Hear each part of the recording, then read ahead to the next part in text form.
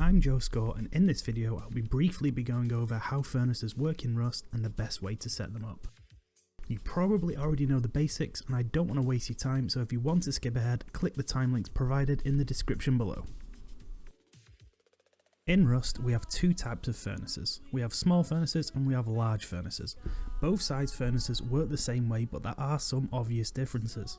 You can fit more items inside of a large furnace, but it has the downside that it can only be placed on terrain. Small furnaces can be placed anywhere though. You can fit 6 items inside of a small furnace and 18 items inside of a large furnace. Putting a stack of wood in a furnace and turning it on will allow it to process every other slot. This of course makes the large furnace much more wood efficient. Next we will be going over the ratios of how much ore can be processed by one stack of 1000 wood. This will help us calculate how to set up a furnace more efficiently. As you can see, burning wood in a furnace will always produce charcoal. This is regardless of what you decide to smelt. Charcoal is used to make gunpowder, which may seem like it won't have much use to you early on during a wipe, but I highly recommend on keeping it from the start, or you could end up burning wood just to produce it. You get between 730 and 750 charcoal per batch of 1000 wood.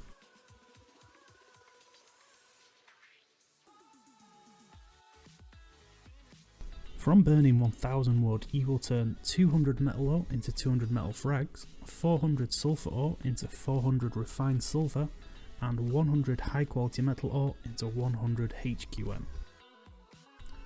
Now I'll show you how to set up your small furnaces for both great efficiency and the peace of mind that it won't overflow.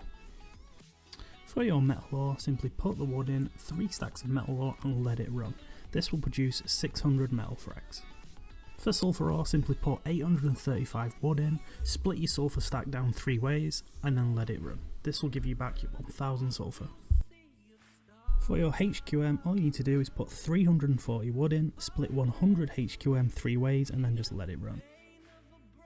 As mentioned earlier, large furnaces are way more economical than small furnaces. From the next few stills you'll be able to see how much more efficient they really are. To put metal ore through your furnace, all you need to do is put your stack of wood in, put in 13 stacks of metal and let it run. This will produce 2600 metal fragments. For your sulphur ore, easy enough, put your 1000 wood in, put 11 stacks of sulphur ore and then let it run. This will give you 4400 sulphur in return.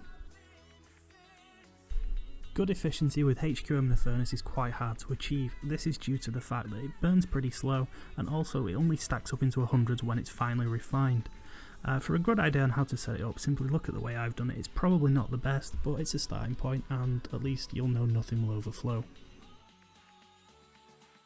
If you know you're going to be around to babysit the furnace, then feel free to ram as many resources in it as you can, but just remember to keep emptying it or it will overflow. Okay, now I'm just going to briefly show you how to place a large furnace and seal it in, safe from those pesky thieves.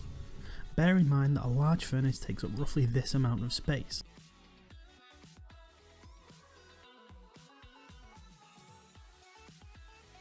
Once you've figured out where you want your large furnace, simply place it down, and to seal it in, simply grab a square foundation, place it as close and centrally as you can, and from there just go triangle, square, all the way around until you've made a circle. From there you can either build it into your main base, or simply just seal it in. Now that you guys are furnace pros, you can move on to the glorious Rust endgame. Those furnaces don't run themselves. Thanks for watching, I hope you learned something new. If not, sorry about that, but I look forward to seeing you guys again in the future.